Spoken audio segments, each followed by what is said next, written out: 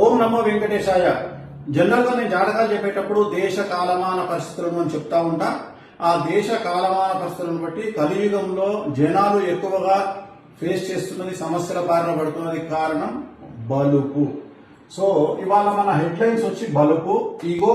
కొద్దిగా పెద్ద వీడియో పెడతాను, దయచేసి అందరూ చివరి వరకు చూడండి. సో దీన్ని బలుపు అంటే ఈగో. సో మనం గ్రహాలను తీసుకున్నాం. ఫస్ట్ బుధుడు ఏం చేస్తాడంటే బలుపుని ఇస్తాడు. చంద్రుడు ఏం చేస్తాడంటే చులకన భావాన్ని ఇస్తాడు. అంటే ఇతరులు అంటే చులకనగా మాట్లాడము, చులకనగా చూడడం అనేది చంద్రుడు ఇస్తాడు. కుజుడు ఏం చేస్తాడు అంటే కుళ్ళు కుతంత్రాలు, అంటే ఒక వ్యక్తి బాగుపడుతుంటే చూసి ఓర్వలేనితనము, అలాగే కుతంత్రాలు అంటే వాళ్ళని ఎట్లా కిందికి దించాలా, కాళ్ళు పట్టుకుని లాగాలా అని చెప్పి ప్రయత్నం చేసేటువంటి కుతంత్రాలు.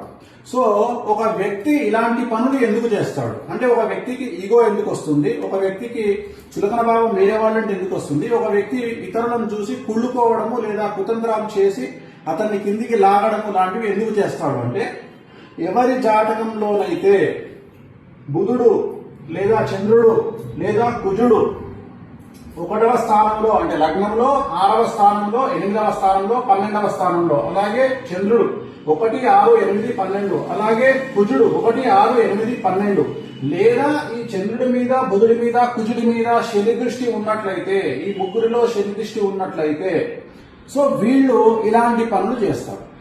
బేసిక్ గా ఇలాంటి పనులు ఎందుకు చేస్తారంటే ఈ చంద్రుడు, కుజుడు, బుధుడు అనేటువంటి వాళ్ళు నేను చెప్పినట్లుగా లగ్నంలో 6, 8, 12లో ఉండడం వల్ల ఇలాంటి పనులు చేస్తారు. అలాగే శని దృష్టి ఉండడం వల్ల కూడా ఇలాంటి పనులు చేస్తారు. సో మరి ఇలాంటి పనులు చేసినప్పుడు వాళ్లకు ఇవాళ మనం బాగానే ఉంటాం.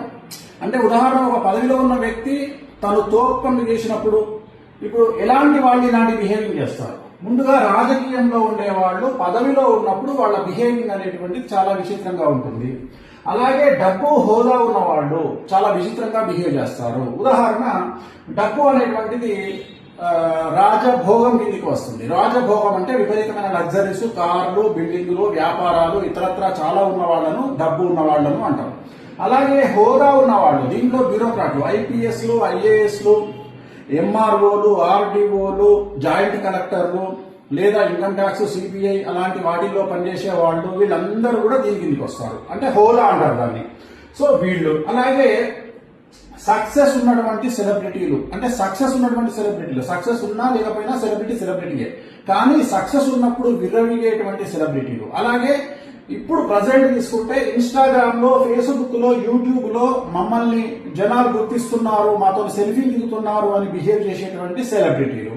అలాగే పనిచేసే ప్రదేశము లేదా యజమాని లేదా సంస్థల వల్ల, అంటే ఒక ప్రదేశంలో పనిచేస్తున్నప్పుడు లేదా ఒక మినిస్టర్ దగ్గర పనిచేస్తున్నప్పుడు లేదా ఒక తోపు సెలబ్రిటీ దగ్గర పనిచేస్తున్నప్పుడు లేదా ఒక పెద్ద సంస్థలో, గుర్తింపు పొందే సంస్థలో పనిచేస్తున్నప్పుడు ఆ ఉద్యోగం చేయడం వల్ల వాళ్ళు ప్రదర్శించేటువంటిది ఇప్పుడు నేను పైన ప్రదర్శించే బలుపు గాని, చులకన భావం గాని, కుళ్ళు కుతంత్రాలు గాని, అంటే ఎవరిని చూసుకొని అంటే వాళ్ళ యజమానిని చూసుకొని.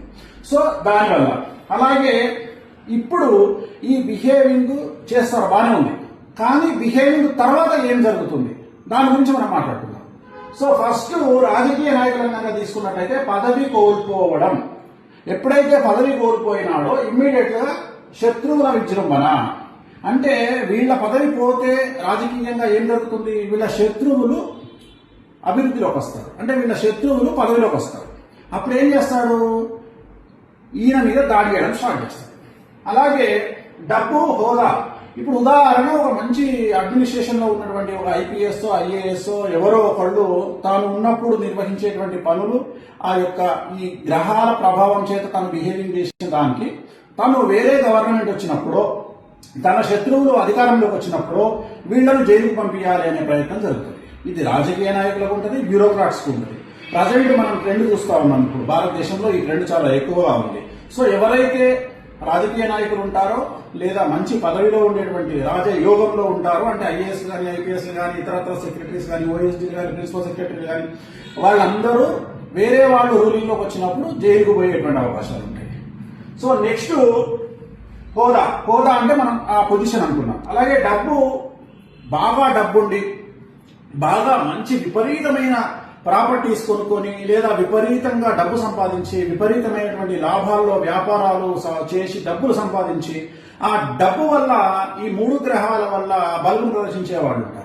వాళ్ళ జాతకంలో సడన్ గా వాళ్ళు సంపాదించిన ప్రాపర్టీస్ కోల్పోవడము, లేదా ఇన్కమ్ ట్యాక్స్ రైట్స్ జరిగి, లేదా సిబిఐ రైడ్లు జరిగి, లేదా ఈడీ రైడ్లు జరిగి ప్రాపర్టీస్ సీజ్ అవ్వడము, బ్యాంకులు సీజ్ అవ్వడము, అకౌంట్లు సీజ్ అవ్వడము, అలాగే సడన్ గా ఫ్యామిలీ అంతా వెళ్తుంటే యాక్సిడెంట్ లో చనిపోవడము, లేదా సడన్ గా ఫ్యామిలీలో ఆర్థిక పరమైనటువంటి కొట్లాటలు జరిగి తోబుట్టువులు, బంధువులు ఇలాంటి వాళ్ళు కేసులు వేసి న్యాయపరమైనటువంటి వ్యవహారాలు ఎదుర్కోవడము, అలాగే మంచిగా నడిచేటువంటి వ్యాపారం సడన్ గా, అంటే ఉదాహరణ సంవత్సరానికి 100 కోట్ల టర్న్ ఓవర్ అయ్యేటువంటి వ్యాపారం సడన్ గా డబల్ డిజిట్ కు పడిపోవడం, అంటే బిలో 100 కోట్లకు పడిపోవడము, ఇలాంటి సమస్యలన్నీ ఎదురవుతాయి.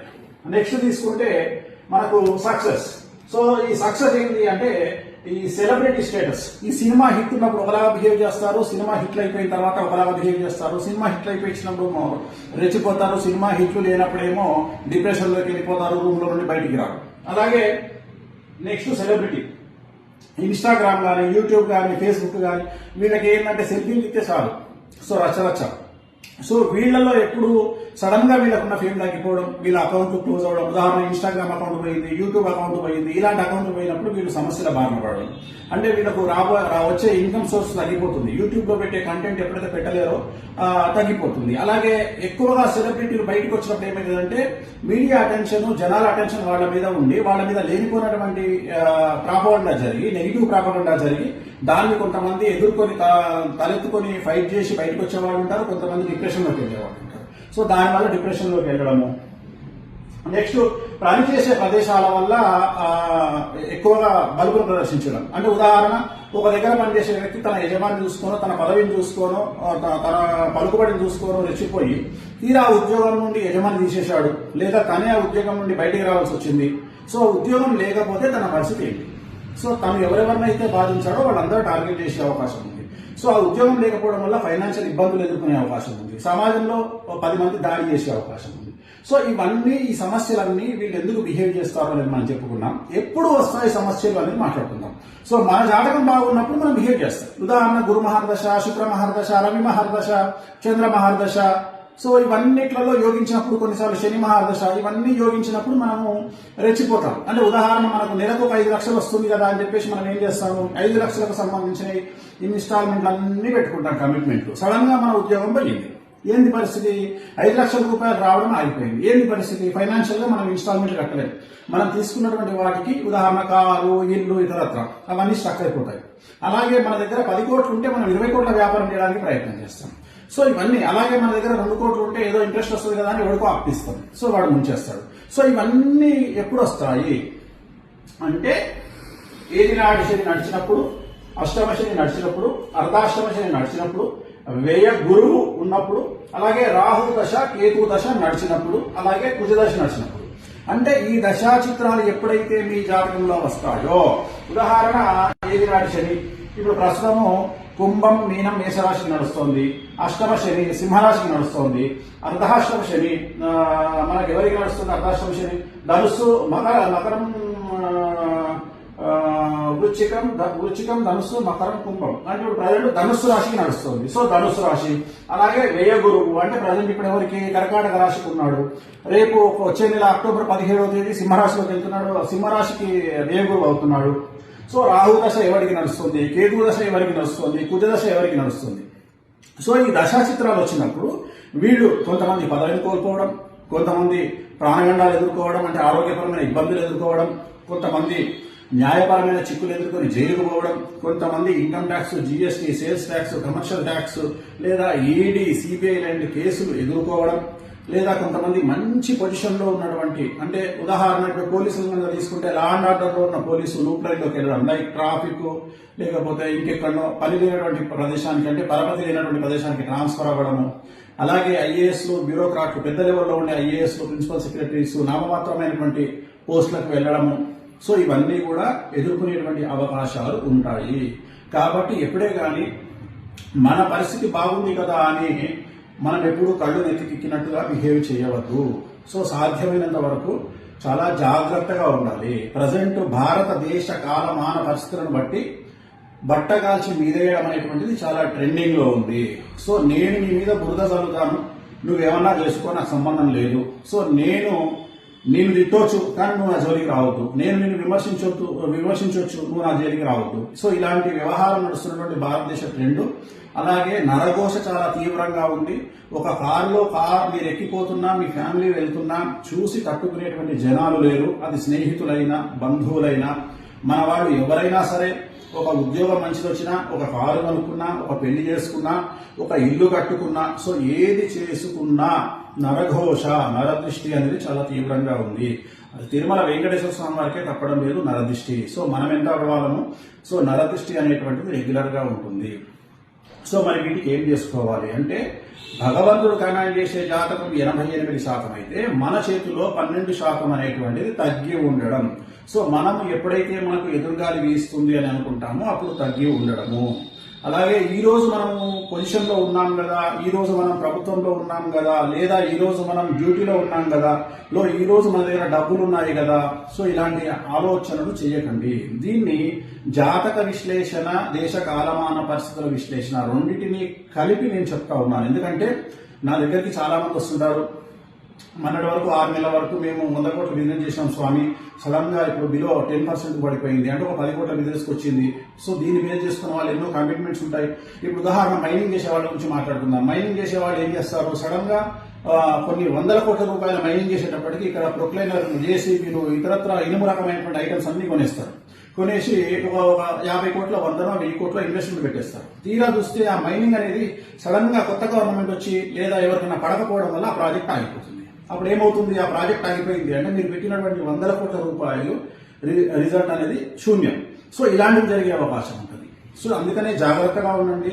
ప్రస్తుతం దేశ కాలమాన పరిస్థితులు చాలా బాగాలేవు. అన్నిటికంటే ముఖ్యమైన విషయాన్ని చెప్పదలుచుకున్నా, ఎప్పుడైతే మీరు సెలబ్రిటీయో, డబ్బు సంపాదించడమో, మీకు పేరు ప్రఖ్యాతులు వచ్చినాయో ఖచ్చితంగా మీరు సమాజంలో సమస్యలను ఎదుర్కోబోతున్నారు అని మానసికంగా ఫిక్స్ అవ్వండి. ఈ సమాజంలో శుద్ధపూస ఎవ్వరూ లేరు కాబట్టి ఎవడో మనల్ని విమర్శిస్తాడు, ఎవడో మనల్ని తప్పుపడతాడు, లేదా ఎవడో మన గురించి ప్రాపగండ చేస్తాడని మర్చిపోండి. ఎందుకంటే ఎవరు శుద్ధపూసలు కాదు. సమాజంలో తప్పు చేయకుండా బతికేవాడు ఎవడూ లేడు. అలాగే సక్సెస్ అనేది వాడు వస్తుంది, రేపు వెళ్తుంది. ఈ రోజు సక్సెస్ రాగానే పొంగిపోవడము, కింగిపోవడము తప్పు. సక్సెస్ ఎలా కొట్టాలని ఆలోచించండి. ఒక సినిమా హీరో, మీకు తెలియకపోవచ్చు, సినిమా హీరోలు ఫెయిల్ అయితే సంవత్సరం నుండి కూడా బయటికి రానటువంటి సినిమా హీరోలు నాకు తెలుసు. అలాగే మంత్రి పదవులు కోల్పోయి ఎమ్మెల్యేలుగా ఓడిపోయి సంవత్సరాలు ఇంట్లో ఉండి డిప్రెషన్కి లోనైనటువంటి రాజకీయ నాయకులు నాకు తెలుసు. అలాగే లవ్ ఫెయిల్యూర్ అయ్యి నమ్మినవాడు మోసం చేసిన హీరోయిన్లు నాకు తెలుసు. సో ఇలా చాలా మంది చాలా రకాలుగా నా దగ్గరికి వస్తుంటారు. సో ఎందుకు చెప్పాలనుకుంటున్నానంటే, జాతకాన్ని కూడా మనం 12% స్వయంకృతాపరాధం అంటాం. అంటే గాలిలో దీపం పెట్టి దేవుడు ఏమంటాడంటే, దేవుడా అని చెప్పి మనం ఆశించొద్దంట, మన ప్రయత్నం మనం చేయాలంట. ఏం చేస్తున్నాము, దేవుడు ఆడ గాలిలో దీపం ఉంటే అట్లీస్ట్ ఆ 2 చేతులతో దీపాన్ని ఆపే ప్రయత్నం చేస్తున్నాం. అంటే గాలిని కంట్రోల్ చేసే ప్రయత్నం మనం చేస్తే భగవంతుడు అనుకుంటాడట, ఓహో వీడు ప్రయత్నం చేస్తున్నాడు కాబట్టి వీడికి నేను సహకరించాలి అని గాలిని కంట్రోల్ చేస్తాడంట. సో నేను అనేది పాయింట్ ఏంటంటే, మనకు భగవంతుడు సహాయం ఎలాగో ఉంటుంది, కానీ మనం చేసే ప్రయత్నం, మానవ ప్రయత్నం మిస్ అవుతుంది. ఆ ప్రయత్నాన్ని చెయ్యండి. చాలా మంది మేము కష్టపడి పైకి వచ్చినామంటారు. కష్టపడి పైకి వచ్చినామనే మాట ఇక మీదట మాట్లాడకండి. కసితో పైకి వచ్చినామని మాట్లాడండి. ఎవడైనా కష్టం చేస్తేనే పైకి వస్తాడు, కష్టం చేయకుండా ఎవరు పైకి రారు. కానీ కసితో పని చేయండి. కలియుగంలో ఇప్పుడు మనం ఉన్నటువంటి సమయంలో కష్టపడి పని చేస్తే సక్సెస్ దక్కదు, కసితో పని చేస్తే సక్సెస్ దక్కుతుంది. అలాగే ఎంత ఎదిగినా ఒదిగి ఉండడం అనేటువంటిది నేర్చుకోండి. సో ఇది మానవ ప్రయత్నం అని చెప్తా ఉన్నా నేను. అలాగే డబ్బులు చేతిలో ఉన్నాయి కదా అని ఇష్టం వచ్చినట్లుగా ఇన్స్టాల్మెంట్లో వస్తువులను కొనడము, ఇష్టం వచ్చినట్లుగా కార్లు కొనడము, ఇష్టం వచ్చినట్లుగా షో ఆఫ్ చేయడము మరీ ఎక్కువైపోయింది ప్రస్తుత కలియుగంలో. సో జాగ్రత్తగా ఉండండి. రాబోయేటువంటి పరిస్థితులు చాలా కష్టతరంగా ఉండేటువంటి అవకాశాలు ఉన్నాయి. ఎందుకంటే గురువు ఎప్పుడూ అతిచారంలోకి వెళ్ళలేదు. ఫస్ట్ టైం నాకు బుద్ధి తెలిసినప్పటి నుండి గురువు సంవత్సరంలో 2 రాశులు మారుతా ఉన్నాడు. గురువు ఎప్పుడు ఒకటే సంవత్సరంలో ఒకటే రాశి మారుతాడు. అలాంటిది వచ్చే నెల అంటే అక్టోబర్ 17వ తేదీ నుండి డిసెంబర్ 5 వరకు గురువు మిథున రాశి నుండి కర్కాటక రాశిలోకి ప్రవేశిస్తా ఉన్నాడు. తిరిగి అక్కడి నుండి మళ్ళీ వెనక్కి వస్తా ఉన్నాడు. సో ఇది మనం ఎక్స్పెక్ట్ చేయనటువంటి గ్రహ గమనములో ఒక అతిపెద్ద మార్పు, ఒక అతిపెద్ద సంచలనం. కాబట్టి ప్రతి మనిషి, గురువు అంటే ఏంటండి, అరే వాడికి గురుబలం ఉందా అంటారు. సో గురుబలం ఉంటేనే ఈ సెలబ్రిటీలు కానీ, పొలిటీషియన్లు కానీ, హీరోయిన్లు కానీ, హీరోలు కానీ, సెలబ్రిటీ స్టేటస్ కానీ, ఏదో ఒకటి విఐపి స్టేటస్ కానీ, బ్యూరోక్రాట్ స్టేటస్ కానీ, పదవి కానీ, ఇవన్నీ గురుబలం వల్ల వచ్చేవి. సో ఇప్పుడు రాబోయేటువంటి 48 రోజుల పాటు గురువు తాను సడన్ గా ఒక రాశిలోకి నుండి ఇంకో రాశిలోకి వెళ్ళి మళ్ళీ వెనక్కి వస్తా ఉన్నాడు. అంటే ఉదాహరణ, మనం విమానం నడిపేటప్పుడు, కారు నడిపేటప్పుడు, పడవ నడిపేటప్పుడు, ఏదైనా ప్రయాణం చేసేటప్పుడు సడన్ గా ముందుకెళ్తున్నటువంటి బండిని సడన్ గా బ్యాక్ గేర్ వేస్తే, వెనకకి గేర్ మారిస్తే ఒక్కసారి ఏమైపోతుంది, క్రాష్ అయిపోతుంది. సో అలాంటి ఒక సిచ్యువేషన్ మనకు రాబోతా ఉంది. ఆర్థికంగా ఏదైనా సంచలనం జరగవచ్చు. సో ఇవన్నీ ఎవరైతే ఇప్పుడు నేను చెప్పినటువంటి గ్రహ గమనాలు ఉన్నాయో, ఈ గ్రహ గమనాన్ని బేస్ చేసుకొని జాగ్రత్తగా ఉండండి. రాబోయే కాలంలో వాటికి సంబంధించినటువంటి రెమెడీస్ మీ దగ్గరలో ఉన్నటువంటి జ్యోతిష్కులను కానీ, పంతులను కానీ, పండితులను కానీ అడిగి తెలుసుకోండి. సాధ్యమైనంత వరకు అనియమనిగా ఉండండి. సాధ్యమైనంత వరకు డౌన్ టు ఎర్త్ గా ఉండండి. కొద్దిగా ఈగోను అలాగే అతిని తగ్గించుకొని మెరగడానికి ప్రయత్నం చేయండి.